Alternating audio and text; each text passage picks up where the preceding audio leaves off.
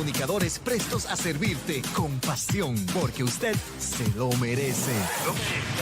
De lunes a viernes son diferentes las mañanas en Punta Cana Hits. Una programación de calidad, pensado y hecha con respeto para nuestros oyentes. Somos una radio multimedia. Punta Cana Hits vive por ti. Usted ha sido escogido oyente VIP de Punta Cana Hits. ¡Wow! Los oyentes VIP participan en concursos para conciertos gratis, cenas en restaurantes de la zona, celebración de cumpleaños, regalos y excursiones. Si también tú quieres formar parte de los oyentes VIP, llama al número 809-831-3333 o visita nuestras redes sociales @Punta Cana Hits. Punta Cana Hits, oyentes VIP, vive por ti, por ti, por ti. Hi everybody, it's your boy Mario Fama RD, aka Yo soy blanco, pero no soy banco. And yes, it's time. We're finally launching the Mario Fama RD podcast. Now, what's going to be different about this podcast? Well, we're going to take our rose-colored glasses off. We're going to put our real glasses on.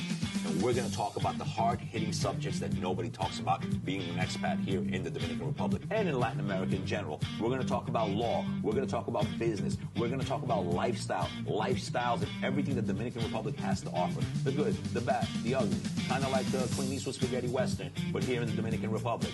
If you have any questions, we'll answer them for you. We're going to talk about everything that relates to being an expat, not just in Punta Cana, but Santo Domingo, Santiago, the North Coast, the East Coast, West Side, even the West Coast. Everywhere. And if you want to be a patrocinador and have your logos up here and sponsor us, then let me know.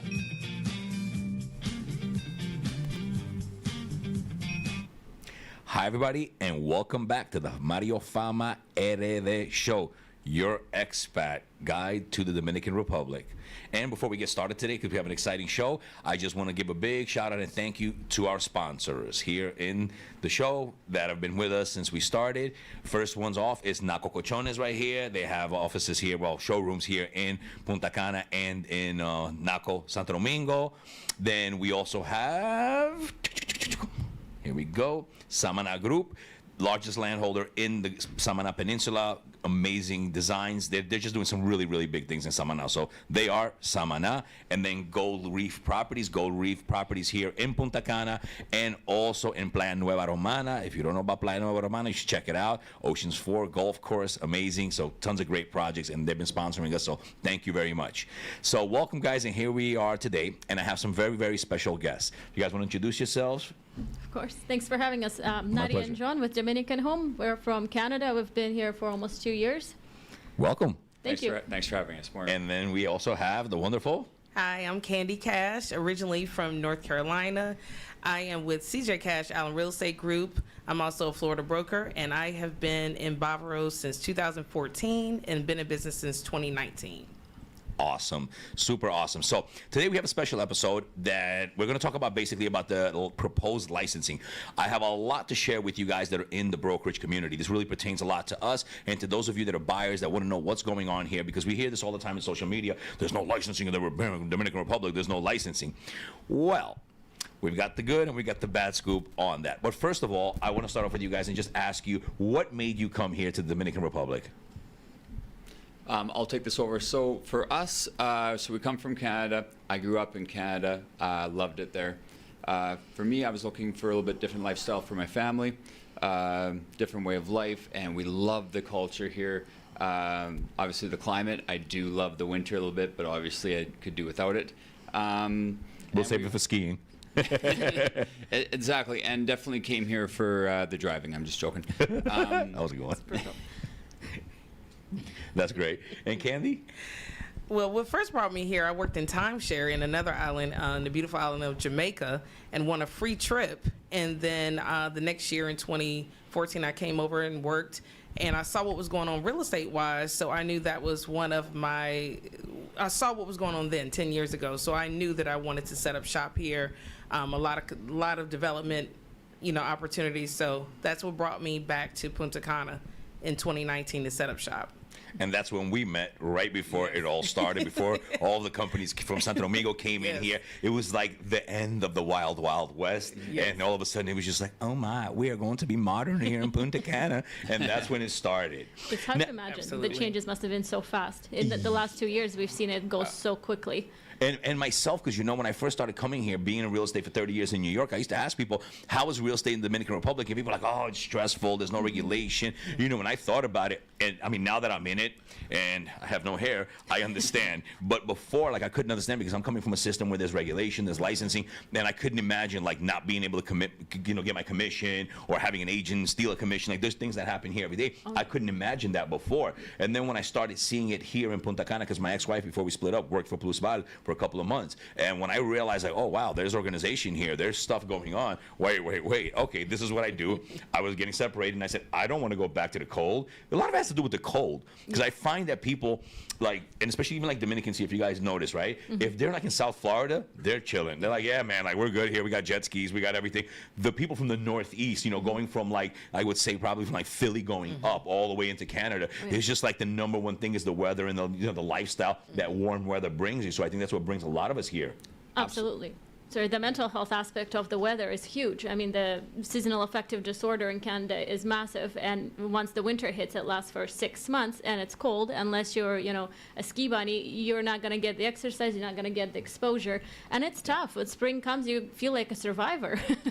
I felt like that, and I think about it now. I mean, I barely go. If I go to New York, I go for 2-3 days, right? But I think about it now. How did I survive, it's dark when people go to work in the morning, even though I never had a 9 to 5, I worked in real estate, obviously, but it's dark in the morning and you get out of work at 4:30 and it's dark and cold, and it's not cold mountain cold, right? Because I've been, to the West Coast, I've been skiing, and that's that nice cold when you look up and you see the stars and everything. No, I'm talking about city cold, Brick City. It's just not, it's not something that, I don't know how I did it so long.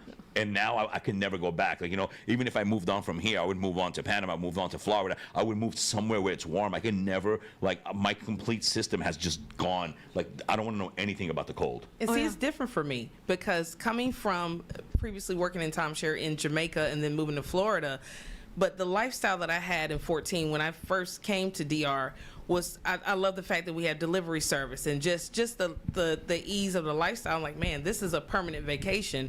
It was even different than being in Florida. So when I went back temporarily to the States and was selling real estate, I'm in the hustle and bustle. Even though I'm in a tropical climate, I'm used to my Caribbean lifestyle. I had been living that, so I had to acclimate back and then come back and get back in the groove of this. So it was different for me. And then even to piggyback on your point about early challenges selling real estate here, it was a challenge in terms of even having access to properties. We're used to having lock boxes and having accesses that we wouldn't have to ask for someone to open the door. I'm used to opening the door myself as a realtor. Yeah. So it was kind of getting through that learning curve, and we hit it, like you said, to your point, right before the boom of everyone, the mass exodus of everyone coming to Bávaro, to Punta Cana, to come and sell.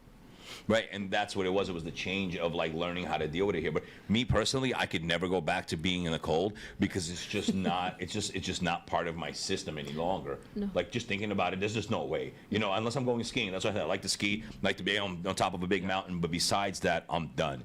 Now, with that being said, how do you guys find the real estate market now, and where do you think it's going over the next 5 years? Definitely see the growth potential in here, definitely. And there's lots more interest as well in North America. I think with some of the political things that are happening, people are looking for an exit or some kind of a second home as an option, even just for the mental health aspect of it in the winter. Now, more than ever, it's so important to have that kind of getaway. So for sure, lots of growth, lots of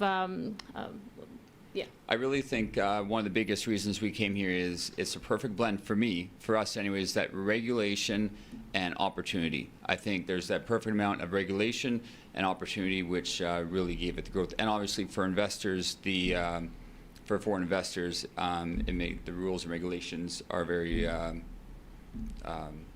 like friendly, basically, they're right? very- Because there's they're some friendly countries as well. where foreigners can't buy beachfront, or they can't buy certain properties, or they can only have it. I think in like Thailand or somewhere, I don't know if they can only have it for like X amount of years or something like that. So the fact that you're able to buy here as a North American, European, whatever, you can come in, boom, you're able to buy, you own it outright. There's your title, and that's it. So I could definitely understand that. So I think with the market, the way I see it going, I think Punta Cana has incredible room for growth. I see it expanding out as there is all the properties taking from the ocean front. I see it growing and expanding. But also what's going to happen is I really see the smaller beach towns expanding as well, and that's going to be incredible growth.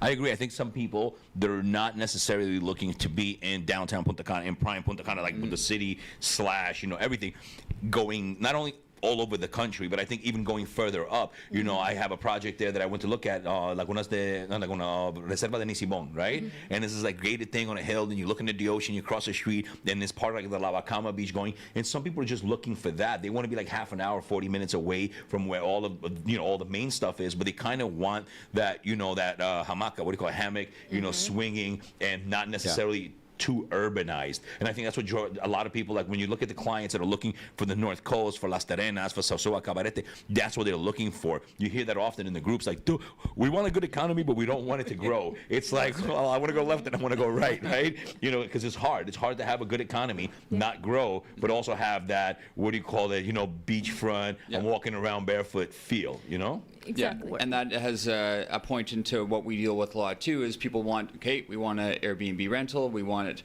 close to the beach, but we also want exclusivity and privacy. So I let's want touch on it that. all, and I want it now. Let's touch on that. So where I see Punta Cana going is more out of the Airbnb focus and more into the lifestyle focus. Everyone wants the lifestyle. Even some of the people that have become my friends that I've actually sold to, they're looking for, and they're the young expat community. They're not in a wheelchair or walking cane. They are young, vibrant retirees that want the lifestyle. And I'm also seeing more of the commercial opportunities and more of the hotels. I mean, you're neck and neck. So I think out of the Airbnb focus, more into the lifestyle focus. That's what's going on here. I think so. I see the same thing. I think we have to get away. Everything can't be Airbnb, right? No. I mean, there are some properties that are great. You buy them for Airbnb. They're in the strategic locations, but we also have to look at long-term living.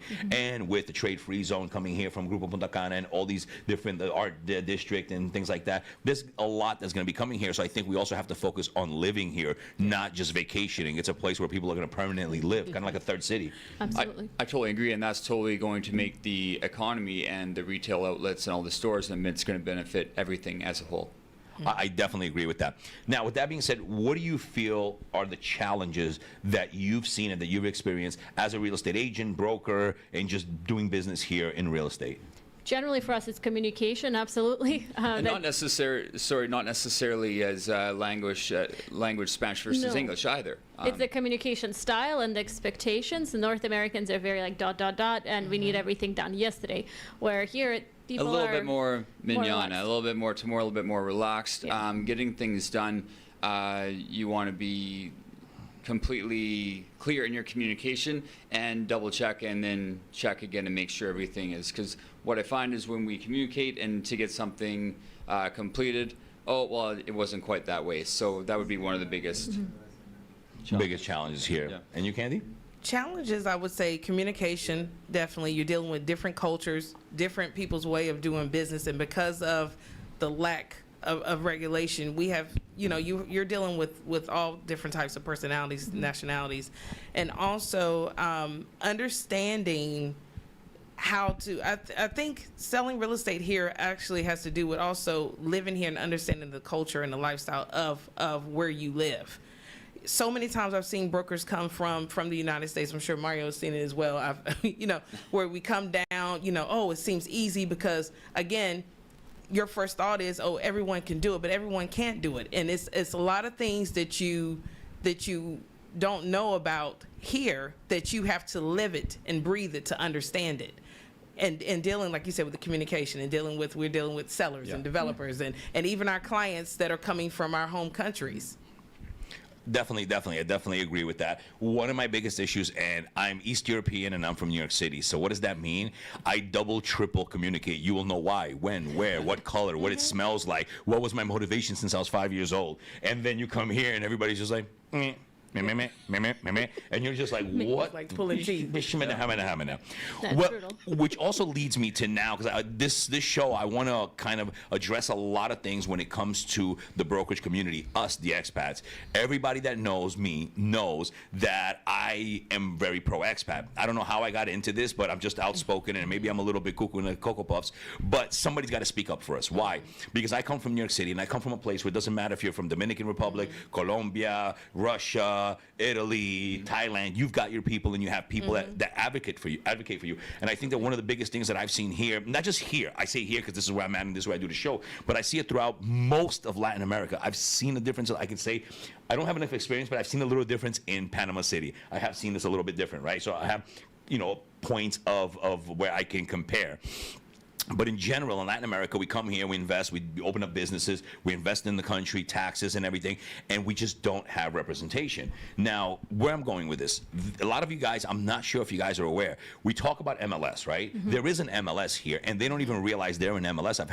I've spoken to some of the top people, right? Because I'm in that circle. I speak fluent Spanish. I hang out mostly with Dominicans. I've been in I live in Santo Domingo. I live in Santo Domingo and here. I'm in that group, right? So there is an MLS here, just so you guys understand. It's just not called MLS. It's called AEI. Yes. And I've spoken to the head of AEI, and he said, well, we're also going to want to implement an MLS, because we're going to talk about what they want to do here as far as regulation. Now, I said, but you guys don't need to. You already have it. It's just different letters. People have to understand that MLS, right, it just stands for multiple listing service. And it's basically exclusives on the platform, and the brokers were able to talk between each other. The MLS failed, in my opinion, in the United States because they allowed Zillow to take over. Zillow bought Zillow, Trulia, Street Easy. They bought Agent Folio. If those of you guys know, there's programs that we have now. They were just the same duplicate as programs that were bought by Zillow and killed, right? So what happens is the words MLS are just an empty meaning. You could call it BCD, broker sharing, or whatever, BSD, broker sharing, BSL, right? In Manhattan, for example, we call it REBNY, Real Estate Board of New York. That's our MLS. It's a REBNY, and they have a website, and that's what AEI has. So if you guys are aware, I believe it's like 35 years or something, over 30 years, they have had an association here. It's called AEI. They have a website, and when I was a member under somebody else, and I'll get to that why I'm under somebody else, they have it, but if you call, everything's gone. It's not updated. So they have, and I'm seeing the same kind of stuff. Like MLS, I grew up in New York, in Queens, as a broker, and we had MLS LI, multiple listing service of Long Island, because Queens is part and Brooklyn are part of Long Island. We're on the same island, right? And what happened is they were never front end friendly. So they people didn't know, the same way we don't know an association exists. The buyers and the renters didn't know. Let me look on MLSI.com and see what all the brokers have. There's lots of differences between the two, though, and I know they were originally from New York. So can you talk a little bit of the differences from the MLS there to what, Well, even here. Florida's different. Yeah. The way what you're talking about is completely different in Florida, where our MLS system is broken up. So into different counties within Florida. Same in New York. Yeah. No, yeah. So I mean, I think, and to your point, Zillow and Realtor.com, it killed a lot of that. But yeah, I mean, They took over the front end. They took over, but then you still. I mean, a lot of my colleagues still, right now, I'm still licensed, but I'm not currently active in Florida selling. But you have to pay into, not have to, but it's kind of pretty much, you have to pay into the MLS to have that access. So to Mario's point, AEI has been around forever. 30 plus years. And when I initially, and I'm sure you're going to touch on that, when I came down and my challenges of attempting to join AEI as a brokerage and an individual. So I'm sure you. Oh, I'm going to touch on all of this because I love this stuff. I've been doing real estate for 30 years. This is all I know, so I can talk for 77 days about this. Now, the difference is, in the United States, you're not mandated. I don't know how it is in Canada, but we're not mandated to be part of the board, right? So our governing body is the Department of State. I have my license. You can look me up. I'm in New York City. I have a license. I have a brokerage in Manhattan, and my governing body, the rules and what I have to abide by, is the Department of State, which is the entire country, just different states. Then we have Westchester MLS, MLSLI, which covers Queens, Long Island, and that. Then we have REBNY. There's no MLS in Manhattan. It's called REBNY. But I'm not forced to be part of that. Now, if I join a company and the brokerage is part of it and they say, hey, you have to, in order to work with us, then yes, they can force me to be part of that and pay my dues. But they're not, they're the governing body, but I don't know if you've experienced this with MLS. I've had issues over commissions and the fees that I had to pay in order just to debate over a commission. I might as well take a $16,000 loss and not have it, so that they really, and this is where MLS has failed, also the agents. Because right now in New York, so you guys understand, we have Street Easy owned by Zillow, right? Every exclusive goes up there. And they have a thing. They're so strict that if you don't put you catch an exclusive and you don't put it up on Street Easy within X amount of time and they find out, they won't let you put it up. Like, they punish you. So basically, private companies run what we do as brokerages. And you're able to buy. I mean, there's a whole bunch of stuff with that I'm not a fan of what they did. But MLS and the governing these multiple listing services, they did not create front end usability, and they did not. I don't feel like they protect enough the brokerages, and you'll see that also here in the association. That issues with the North, because the North, Santiago, and all that, and they fought with the people as well because you don't feel protected. Why am I paying a membership? Why?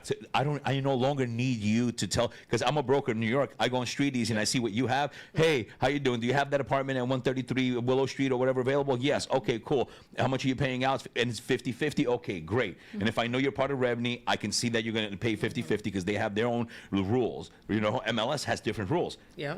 MLS in Canada, they're seeing the same challenges there as well. Because they didn't think about the front end usability. So now here, AEI, they have an association. They've been around, so they don't need to invent an MLS. They actually have it. All they have to do is just start, making sure people update the stuff, create the coding that every 30 days, every week, 2 weeks, you have to hit an update and refresh button.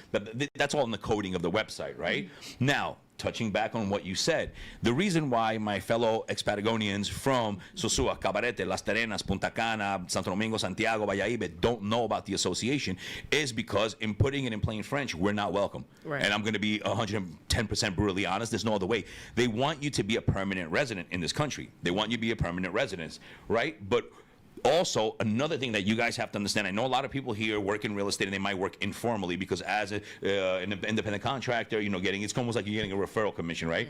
It's not structured. But I will tell you, a lot of us that work here in Punta Cana, because this is a major city, so you don't want problems with taxes and things like that.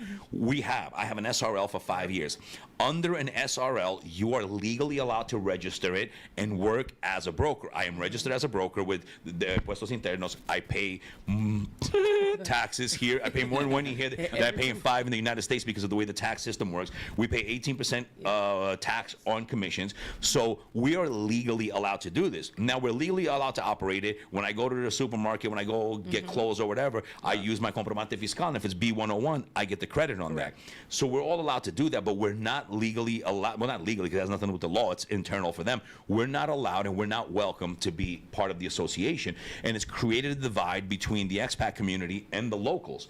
So I think it's like, I don't understand how, when we make up such a large part of brokerages, agents, as well as investors in this country. And that's something that's going to divide us until something can be worked out. And then I have here, this is a proposal of licensing in the Dominican Republic. I think any professional person you speak to wants licensing, right? I think we can agree that we all want licensing and we want rules.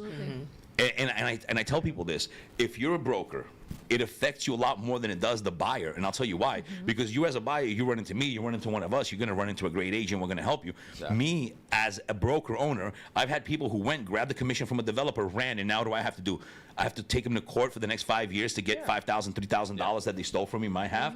And you almost have to let it go. So it affects us internally a lot more. Absolutely. And just to kind of piggyback on what you were saying about the AEI, when I first came to set up my business, came back to Punta Cana in 2019, I looked up AEI and I did research about it. And if you are a NAR, which everyone I'm sure have heard NAR all in the headlines, a NAR International member, it was told to me that you are able to join the AEI if you have that NAR International membership. But again, it goes back to your point. You would have to then join, you have to get back active in your local, state, and national associations. So I don't understand how we're talking about legal. We're legally allowed to work, because when you create an SRL, the SRL is a legal entity, right? It's a legal entity. And I don't know if you guys know, but I'll give you guys a little more about how it works as an SRL, right? An SRL, you get credit. I have my car financed. I can get a mortgage. You don't need a cedula. After 2 years of closing, financial closings, right? So you close out your end of year, right? Yeah. After 2 closings, you build credit. I have a black card here from Banco Santa Cruz, the highest card they have. It's a legal entity. So I, as a foreigner, now invested in the country, I got a legal entity. I pay taxes on this legal entity, and it's allowed. So my legal entity should be able to get a license. Yes. That's right. So now, let's go to the fun part. There's a bunch of stuff that I've read in here. Some of it is not even clear, on legal aspects of it. Some of it might be unconstitutional. One, they want all people that qualify that they're supposed to qualify for licensing. They want you to have a bachelor's degree. Now, I don't know where in the Guantanamera they came up with that, because in North America, a high school diploma or whatever, it's fine, So let's remove the part now where you own a legal entity, right? That should not be contested, and that should be protected, because it's almost like saying, well, you got Confitur for 15 years, but now 3 years in, we want to change the law. Now you no longer have, and you got to pay taxes on your $1 million property. Exactly. No, there should be grandfathering in. You can't just run people out of business the next day because you feel like it, because now you want to change it and you're going to hurt these people. That's very hurtful. There are people who bought offices like me, people who invested in offices, who have teams, marketing, and all that money. One thing people have to understand, us expats, when we come in and we invest in the country, we're not doing remesas. We're not sending our money back home. Our money stays here in the economy. It's invested in cars, property, food, restaurants, clothing, all my money 100% goes back into this country. I don't send anything back home. So we have to clarify that that's money being made for the country and taxation being made for here. And you're not getting anything back. No. Look, the first We're not thing even allowed to belong to the first thing my association. accountant said is, you don't get anything back, but you get nothing back. So again, and we are part of, and I'm ready for you to unpack this definitely all across the board, because it not only hurts the dynamic of real estate, but like you said, we're tax-paying brokerage entities. Yeah. I have my own entity. You have so we're not freelancing, and we are paying taxes into the country. And I definitely think that I understand the regulation part of it, and I think it should be okay. Cool. Open up an SRL, and you legally should be able to work up under the SRL. That's currently law. So instead of trying to annul a law, because here's a weird question, right? Why are we, and I'm going to touch on this, why are we right now wanting to make it so difficult for someone to work in real estate under an SRL, but not as a restaurant, not as a hotel, not as a brick seller, not as an electrodomestico seller? Why? Because it makes a lot of money, and now all of a sudden it's like, wait, you guys are making too much money. That's how I personally feel. You know what I mean? It's like we're part of the community. Right, we're part of the community, right? Yeah. And at the end of the day, it's like we should be allowed or grandfathered into, or have it set that, okay, if you don't qualify, because let's get back to people like, well, just get legal. I don't know how, you've spoken to your clients, right? Of course. And I think I don't know if you guys can agree with me. There are 2 ways here that this goes. One, oh my God, you got lucky, it was streamlined, it went well. Another one, you went through the 7 rings of fire and you still don't have it. That's right.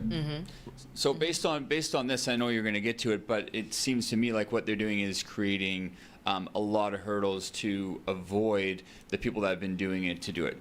One of the rules is the bachelor degree. The other one is the citizenship for 5 years. I know you're going to touch on that. Yeah, it's a resident. So they want you to be a resident for 5 years, but to have lived here and established residency for 5 years. So I know some of you guys are like, Mario, what are you talking about? It's the same thing. Wait.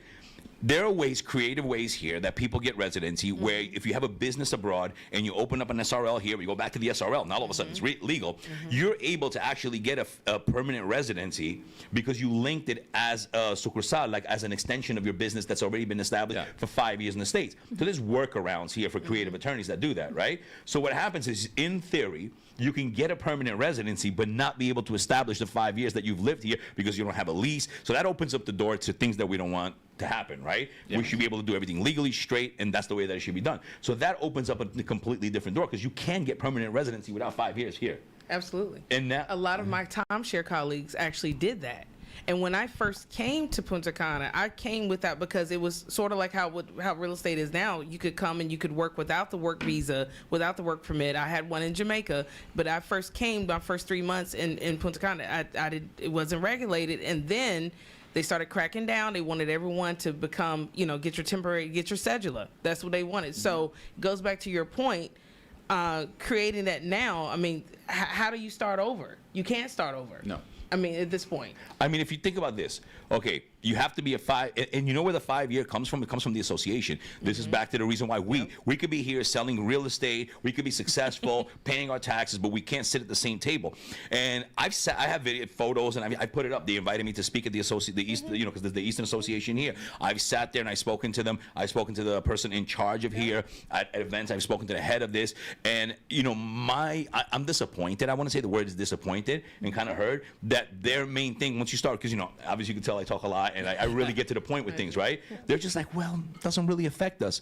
Yes, but it affects us expats all over. Sosúa, Cabarete, Las Terrenas, Punta Cana, all over the country that have invested here doing business. It affects us too. We are part of the same community. Yeah, well, not only the expats, but as you mentioned, based on what they're saying here, it's going to affect a large amount of the Dominicans that... Correct, because, okay, you have to have a bachelor. So what happens to all the people that don't have...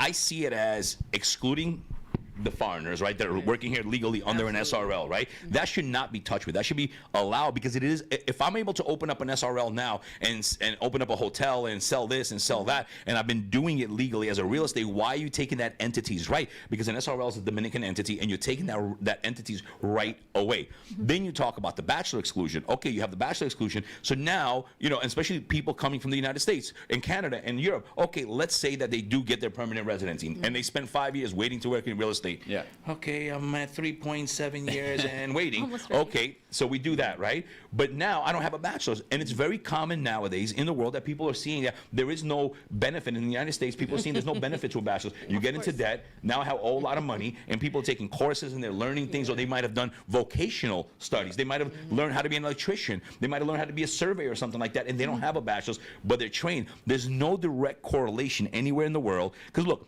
what we do is very difficult, real estate. Those of us that are professionals, it's a very difficult job. But let's understand, I'm not doing rocket science here. I'm not a lawyer here where you're going to go to jail for 15 years if I defend you poorly. You're not going to lose your home if I defend you purely in a legal matter. So I don't want to importancize, I don't know if that's a word, myself. You know what I mean? We're not doing rocket science here, folks. If the guy from Uber was able to sell real estate and now tomorrow he can't, it's obviously the transition point is not that great. So you're trying to exclude them. They're also excluding anyone who's in military or public, it's like public security. Really? Yeah, so if you're a military member, you can't do real estate on the side here. So basically, I'm seeing a lot of exclusions. I'm not seeing any inclusions. And I'll tell you what. Some of you guys, especially those of you guys that are not in the mix in these bigger cities, right? Well, that's never going to pass. Nothing ever passes here. It could. Nothing happens until it happens. Exactly, because we've seen even changes the last 5 years that'll make your head spin, and you're thinking it won't happen, and it will. And I think a lot of it has to do, and I say, is the mass exodus of the other brokers coming in from larger cities, and also a lot of our fellow expat communities coming in from that are still living abroad that are selling down here. I think people started seeing the potential of how much money you can make in real estate, and there's a huge misconception that we're down here. I mean, there's a lot of money to be made in Punta Cana in real estate. The whole country. The whole country. At the biggest boom ever. We're at the high point of the real estate business in the history of the Dominican Republic. And I think a lot of this has started coming because people started seeing, but on the same note, we're paying taxes. So it's, yes, we're making money, but just as much money is made, as much money is going out the door. Like you said, when you talk about overhead and just the 28% tax on everything, for going out to eat and everything, you're spending a lot of money in the country. So I guess my main thing as we unpack it is this enforceable? Where do we see this going in the next year? Do you feel like it's going to be? Look, and I've spoken to my partner who's an attorney. He said, Mario, some of the stuff is unconstitutional. But what I think what we need to do, and again, with my law firm, I'm willing to do it, is I think it's called filing an injunction. Because here's the thing, because I speak fluent Spanish and I'm very vocal online, I've been on lives with attorneys from Santo Domingo, from La Vega, that are submitting their changes for their people, right? They're like, oh, wait, this is not good. This is not good. But if there's nobody doing it for us, the expats, they'll get changes because this has been sitting there for a while. Of course. And there'll be changes, right? But those changes won't be beneficial to any of us. Right. Absolutely. And we're not against regulations. We think we can all agree that there's going to be huge benefits with them. But for the businesses that are doing everything by the standard now and regulation-wise to immediately take that away, I think that's where they're going to come some hurdles. Right, because they copy, so this law, just so you guys understand, because I mentioned I'm a Panama a lot because I'm a Panamanian resident, right? And they took the law from Panama. Like, I know the law from Panama because I'm opening up an office in Panama right now. And there's a covenant in there. Like, I can open up with a Panamanian person. I have my partner that I've known there, and I'm opening up with her. And I can work as a promoter. So there are legal ways that you can do it. But also, you know, you can't compare half the car and the other half you don't. In Panama, once you have your stuff together, the process of getting legalized there is a week. Tell me someone here who's gotten their entire residency in 1 week. I mean, I went in and out of immigration there, and it was like instant. And here, I've still been fighting because I'm a refugee. A lot of people don't ask, why is it so difficult? Because I'm a refugee. I didn't have a lot of papers. I had to find my mom's marriage certificate from 1973 communist Romania. Do you know how hard that was to find it, to get some paperwork from the states that they wanted here? And you have to start over. Anything that you don't do on time, you're starting over. And that's thousands of dollars. And I think that is a even opening accounts, even setting up your business, those things are hurdles that are created. And it's like, it shouldn't be that difficult. But it's difficult here. And I can compare, because I can compare where they took the law, which is Panama, and I can compare how long it took me to open up a business account, create an entity, get my Copa Airlines credit card there. I can compare. So if we're going to compare, you're going to compare apples with apples. Don't give it to me on this one end of it, but then forget to mention the ease of process in the other one. So I think, number one, there should be regulation, and there should be respect for the SRL and the current system, because I feel like they're excluding us, and they're excluding also, it's classist against Dominicans that did, okay, maybe you're not from a rich family, maybe you actually had to work, maybe you didn't have time to go to Pucamaima for 4 years, and you know, because it takes 4 years, guys, to become a lawyer in this country, right? It takes 4 years to become an attorney. So they basically want you to go through the same process of becoming an attorney in order for you to become, what does that have to do with it? And you know what's interesting here? And you could go to school as a foreigner here, and you can graduate being an attorney, but you cannot practice if you're not a citizen of the country. But I've been on my last couple of shows with my friend Pablo that was here. There's the Dominican Society for Lawyers in the United States. Lawyers from here can go and do courses there and practice law in the United States. Yeah, it's crazy. So this is where we go, I can't say that word, reciprocity or whatever, right? We don't have any voice here. If this does pass in its current state, let's just say for argument's sake, and we don't file injunctions and we don't file changes to protect ourselves here, it is going to affect 90%, I think, of the brokerages. Because even if the broker has been here for a long time and has it, what do? You have two options. Fire 50 to 80% of your staff, depending on what your demographic is, right? And we're talking locals and Dominicans as well. You have to fire them, and or that opens up the door to people not working ethically and legally, which is not what we want licensing to do. We want it to be all inclusive to work ethically. Exactly. So the third option, it pretty much wipes out all the independent brokerages, and you're then under the branded names, because you're under the same, you know, back then when we set up shop, it was only a few people that were selling. I mean, when I say a few, less than hundreds and thousands of people, but it will force you to kind of go under one of those motherships to sell real estate and then wait for them to pay you out. So, I mean, what happens to, like you said, all the blood, sweat, and tears it took to open up our business, and we paid into all of this, so now we have to go under someone else. What kind of effect do you guys think this is going to have, you know, on the economy? Obviously, stuff will still sell, but right now, a lot of expats take the Punta Cana market and take it to places like Canada and the U.S. and deliver it that might otherwise not get there, which is a lot of... It'll get there. Yeah. You're just going to have to do it under a motherboard. And you're going to have to do a lot of stuff not on paper, which is not what we're trying to do, right? It actually defeats ethics. So it's a very good question. I think it defeats the whole ethics that we're trying to do here, right? That's number one, because it's going to force a lot of people to go underground doing things, right? Like, you can't trust them. Trust me, I'm one of you here, or whatever. Everyone's here to try and get it done another way. Exactly. And what it's going to do, I don't know how long it would last, but I personally believe, because even if expats are looking right now and they're like, this guy Mario, this stuff is never going to pass or whatever. If it did pass the way it is today, right, it's going to affect us so much that there's going to be a massive conflict of confidence between expat brokers and agents and the locals, right? Because this what this looks like to me on paper is basically a bunch of the big companies here got together with the association who already doesn't include us, who already doesn't want us. You know, they've invited me. I have photos that I can show you speaking to them. And I talk to them and they're like, we know, but nobody cares, right? So at the end of the day, it's going to cause such a conflict that I think for at least a several-year period, it can destruct the market here. Because if all of a sudden this drastic change happens, you know, like, and I said this, I'm in a group chat with mostly Dominican brokers, right, and a few expat brokers, right, and I'm the only one there, and they were just hammering in on me. They still let you in after that. I keep looking to see if they actually kicked me out, believe it or not. But a few people at the end understood what I was saying and like were on my side. But the bottom line is the way they're doing it, I feel, and I've seen this. I'm from New York. I'm a business person 30 years. Like, I'm not here to, sugarcoat it. It looks like the major companies with the association, they want to remove the expat community and just make most of the money in the commissions for themselves. Yes. Whether it destroys the market, long-term confidence or whatever, no one's thinking about that. It doesn't seem like they care about that. Right. It's just like, let's just get rid of them. Let's make our money. Let's get all the commissions. The gringos are still gonna buy. They count on us not being, not being united because they don't even know. How many people knew that there was an association for 30 plus years? How many people knew that they're lobbying? So they're the ones that are lobbying, right? Think about it, like in the United States, we have like the lobby association. They're lobbying to do this. And part of the things that really got me upset was I'm in this group and like, you get to see where people's mentality is when they write in the group. And one guy was like, there should only be, to be a brokerage, you should have 10 years of experience. I'm like, all right, calm down, Buccaroni. Let me explain to you a little bit here. I called him Maduro. I said, listen, Maduro, take it down a notch here. Yeah. What you want to do is you want to do like the United States, right, where you have to work as an agent for 2 years. You have to get X amount of points that you earn through sales and rentals, and then you qualify to open up your own brokerage. Now, that's the right way to do it. And there are a lot of us expats that are licensed in Canada, in the United States. Why are you guys not coming to talk to us about it? Exactly. You want to talk about licensing. You want to talk about what's good. Come, let's have a sit down. Let's all talk, the association and us.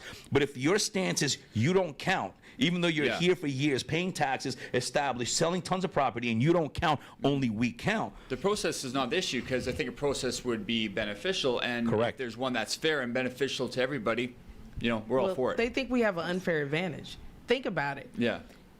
Immediately when we're dealing with a lot of different nuances coming down, whether you're a minority, coming down, we're all the same, even though we're different, we're still expats in another country. Coming down, you're taking opportunities in business, money.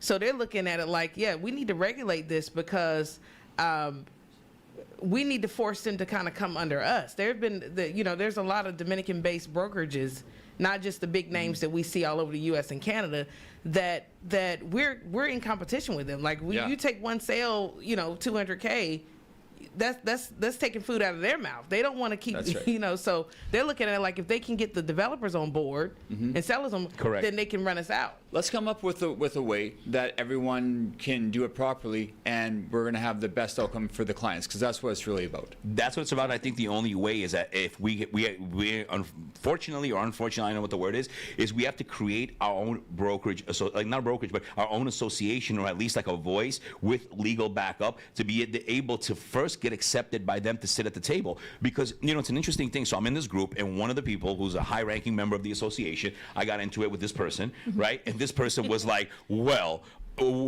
made a comment about the illegals in the United States, right? Like, and I said, you guys must really have like a thing against us in the U.S. Because it was like, well, what happens to the illegals there? I said, well, let me explain something to you, right? I don't know if people use Google, but I'd love to be treated like an illegal here. I get my housing in a hotel. I get $150,000 loan like they're doing free. It was 0% interest like there, right? I would get my Section 8 benefits to get put in a house. I would get my food stamps, and I'd literally be sitting at the beach drinking Presidentes all day and not working. So please, if anyone here doesn't like the way we're treated, wants to treat us the same way we treat the illegals in the United States, I am here for it. I'm ready to receive all my benefits. I have a nice apartment picked out downtown, guys. You can give me that $150,000 0% loan. I'm ready to go. I'm right next to you. And the one thing that you said there is that seat at the table. And I think that is you hit the nail on the head, because I think in order to have a voice, I think everyone has to get together and have a seat at the table, because without that, there's no voice, there's no opinion. And to your point, Mario, I've been in communication on both sides with other fellow brokers that are Dominican and as well as expats.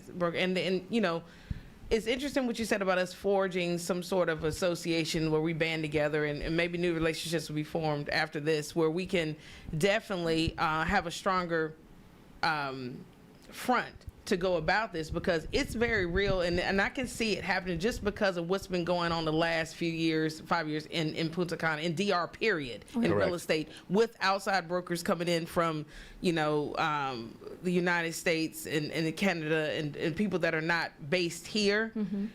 this is a real thing, and I think we have to take it seriously. And I think agree. if we start, even with some of us that are, like I said, they're legally established, not freelancing, but we're legally established businesses, we band together and start approaching this. And I don't mean it and I say this in no malicious way. We all want licensing. But we want a seat at the table. We want to be respected. We want our respect as expats that have had businesses here that pay tons of taxes. Like I said, I pay more in 1 year here than I paid in 5 years in the United States because of the way the tax system works. We're doing it right. We're not sending the missiles out of the country. We're investing back in the country, and all we're asking for is a seat at the table. And one other point I have to make to some of you expats, right? You guys, you know what I'm talking about, because I'm going to tell you what I'm talking about right now. I found, and I don't know what your experiences have been with this, sometimes an expat's worst enemy is another expat who has one step up on the ladder. Because in the same group I went at it, and some of the expats, well, I'm a foreigner also, and I've got mine. And again, the path here is not a clear path to paperwork. So many people get expired, and sometimes you just, I don't want to spend another $3,000, $4,000, $5,000. I got taken by attorneys. I've had attorneys send me to consulates where they said, oh, go here because I know somebody, and it was a scam, and I went to Puerto Rico. I have stories beyond stories because it's not a clear-cut system. Then I resolved it on my own, but then, and I was a week away from a cedula, and then they asked me for a document that cost me $7,000 in the U.S. and years to wait for it because that's how long it took to find the paperwork. So it's not a clear-cut system from everybody, but I've had expats who are just like, oh, well, I've got it, and everyone should get it too. And I want to say, come on, hey, expat voice. I really like it. It's like, sorry, not everybody sells to $5 million clients that have easy ways to get into the system here with the attorneys, the top of the line, and everything. Your $200,000 buyer doesn't have the same power as your $5 million luxury enclave client, and we need to be real about that. And then I've seen expats like, well, everyone should have it. I had it. And also, those of you guys that are expats that had it in the old government, the guys that were here from the old time. When did they get this? Was this pre-pandemic? Was this even, the process has changed. Even now, what you did, even things like opening a bank account. It used to take, you could get it in a week. Now, I mean, who knows? It just depends, and then it deters you from the process, and that's what I think they want to do with this regulation, is deter us from even wanting to just say, you know what, I'll just give up. You know what they call it here? La vuelta. La vuelta is like the spin. When you're dancing, doing la vuelta, right? It's very common in many different things here to do la vuelta that people get tired. For those of you guys that have done real estate here for a long time, you would understand one thing. How many of your clients have you had where they just gave up on the process because it was so tiring? There are lawyers that are banned from all the expat groups because they took so many expats' money and left them hanging for years. Then it expired. Now a couple of $1,000s more that you have to start all over again. We can't mention those names, but we know who they are. How many people here have started the process and threw in the towel because they just got frustrated and fed up? We didn't give up yet. every day. And honestly, even me being independent, and I had agents under me, and now it's just me. But I wanted to throw in it, like during the pandemic or right after, I almost threw in the towel because it's not easy. So here I feel like it's just like, if you can sell real estate here, you can sell it anywhere, because it's bigger than just us opening and closing doors. We have to do a lot more, especially with the client. That is more than just opening and closing doors. So even though you said it's not rocket science, you do have to do more than you would in the United States or Canada. Absolutely. Agreed. And then, I also have a point of comparison, right? Like, you go to Panama, for example, and I say that because they took the law here from Panama. So I'm going to compare it to because, people want to compare it to the U.S. when it's convenient, then want to compare it to Canada when it's convenient, then to Europe when it's convenient. No. Let's stick to the subject. This is from Panama. This is a law which excluded the good parts and added some really crazy extreme stuff. But now you go to Panama and you would land in Tucumán airport, right? Right there. Get your residency right on top. $300,000, you go speak with the lawyers. As long as you have your antecedentes and you have all your stuff, boom, within a week.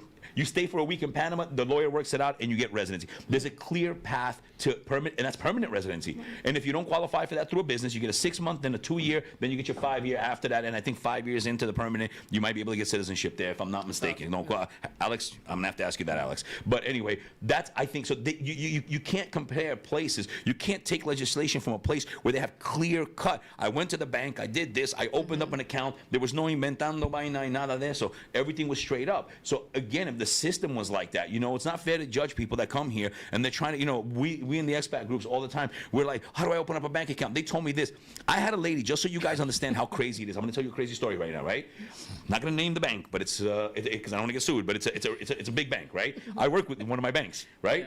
And I know what the mortgage process is. And I was looking for someone that was a little bit more responsive. And I reached out to somebody that does car mortgages for the bank, right? I mean, car loans. And I said, do you have a representative that works with mortgages? Because I'm really looking for somebody that could give back to my people, right?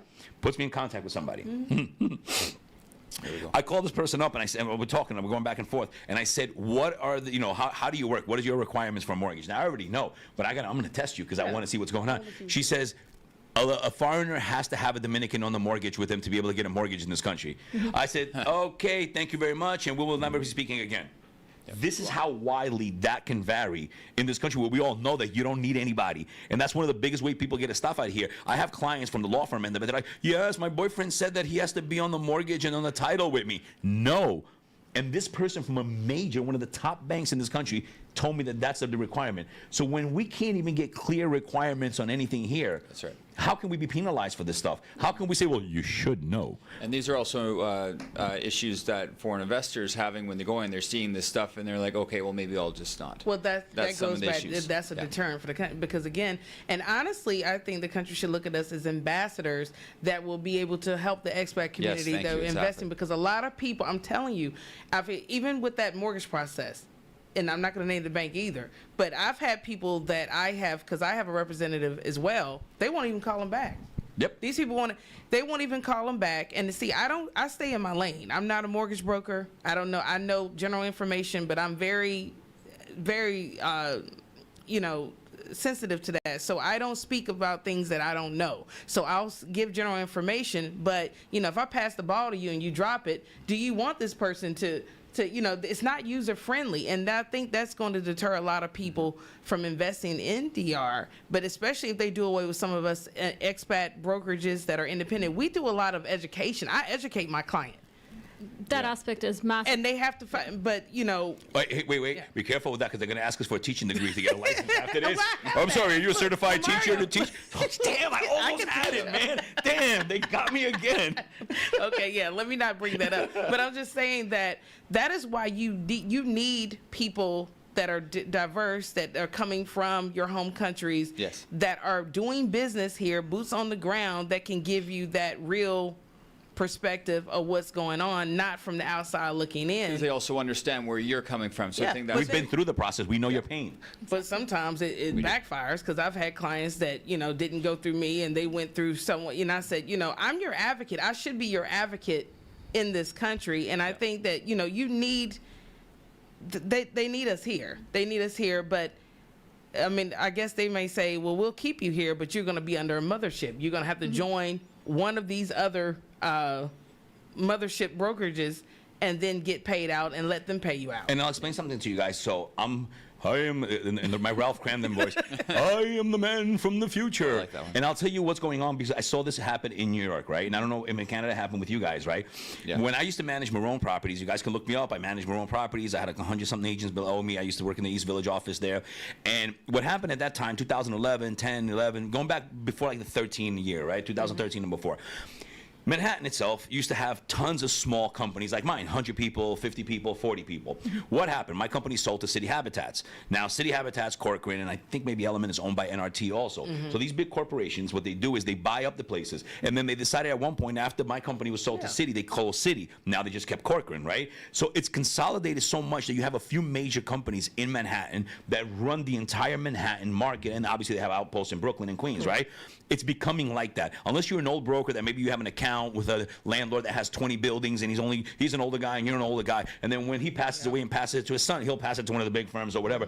What's happening is a consolidation, and I'm telling you now, I told people here when I met you like in 18, 19, and I saw what was going on, I said to people, I said, there's going to come a day here where you're not going to be able to be independent working from home. You're going to have an office, you're going to have staff, you're going to have all of this stuff, or you're going to be pushed out of the business.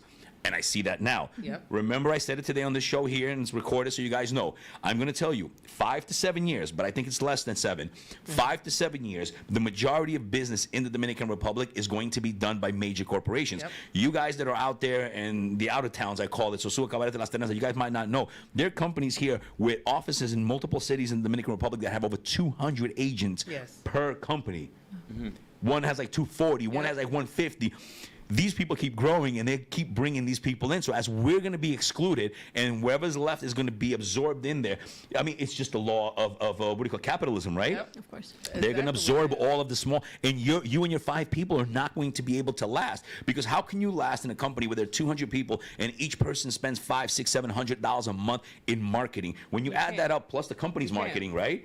Can't compete. And then what you do is you create laws and systems on top of that to help. You know, it's like corporations. Basically, what you have to look at is corporations in with the association, because in that debate that I was having with somebody, right, they were like, and everyone should be a member of the association, but we're not allowed to be part of it now. And I said, it's not legal. We're not forced to join MLS where we're at. How can you force me to join? And some places might have 2 governing. Like if you're in Brooklyn, in New York, I'll give you an example. You could fall under MLSLI or LIBOR or REBNY, sorry, or both.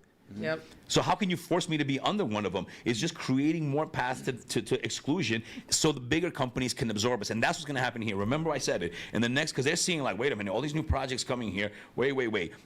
Real estate is $1 billion industry in this country. I mean, when you think about Santo Domingo, Santiago, all the beach areas, right? And then the smaller towns, how much is being built here, right? You think about all of that. We're in $1 billion, maybe even the trillions over X amount of time, right? How many 50, 100,000 units either built or being built here, resales coming? I mean, we're talking about a massive industry in this country. Number 2 in the Latin America in growth is DR. Number 1 is Panama. And they're making their power play now for real estate, and they're making their power play for tourism as well, right? It's a smaller country, but anyway, they're making their power play. So you have to understand, I think that's where they're going. And at the end of this, what I think we're entitled to, if those of us that have done this the right way with corporation paying taxes, is to sit at the table with the association and reach something where it's beneficial to everyone. It's not excluding people that have been here, respect for all of us and respect for the community, and not to make a storm of this, because this can turn out super ugly. What I wanted from this show and with you guys is to let people know there's an association, to mention that we're not included, and to mention the proposed licensing, which I don't feel all across the board is what we're looking for. It knocks out the co-broking stuff as far as, 50-50 commissions and stuff like that, working ethically. There are companies that are sponsoring this that don't even let you show their listings. So for me, that's a pillar of ethics, right? If we can't, I won't show you my project, you don't show me your project, can we begin to base our foundation of ethics when that basic step is lacking in the regulation? Exactly. The current state, just completely of the draft, is not acceptable. It doesn't fix any of our issues, and it creates a lot of barriers. So unless you have some solutions, that's not. And you want to make sure you don't get the developers and the sellers on board where they are excluding us. Where basically, and we see it happen a lot in the United States, where the developer will not give you a contract, will not give you exclusive. You would have to go through their development office or either one of their motherboard, one of the other brokerages. Exactly. One of the regulations that I found really interesting that I'd be for is the continuous training, and I know, Nadia, you had a good comment on that earlier. No, I'm all for continuous education, but who's going to watch over the curriculum? What are they proposing in that? They're saying 120 hours approximately for the training. What does that encompass? And then what does that have to do with a bachelor's degree? Exactly. So guys, thank you so much for being on the show today. I really appreciate it. I'm looking forward to the comments. You guys can reach out to me through MarioFamaRD.com. My WhatsApp link is there. You guys can talk to me about it. What do you guys think? I look forward to hearing from you, and I hope this has been informative. Thank you so much for my guests here, and thank you again to the sponsors that we have here, Naco Cochones, Samana Group, and Gold Reef. I really appreciate you guys sponsoring the show. Thank you so much. And I hope to see you guys in 2 weeks. Thank you. Bye, guys. Boom.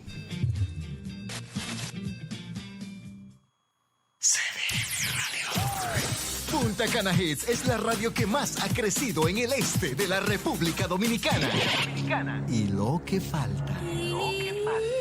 En Punta Cana Hits hemos crecido en calidad, potencia, sintonía, programación, tecnología variedad y un staff de calificados comunicadores prestos a servirte con pasión, porque usted se lo merece. De lunes a viernes son diferentes las mañanas en Punta Cana Hits. Una programación de calidad, pensado y hecha con respeto para nuestros oyentes. Somos una radio multimedia. Punta Cana Hits vive por ti.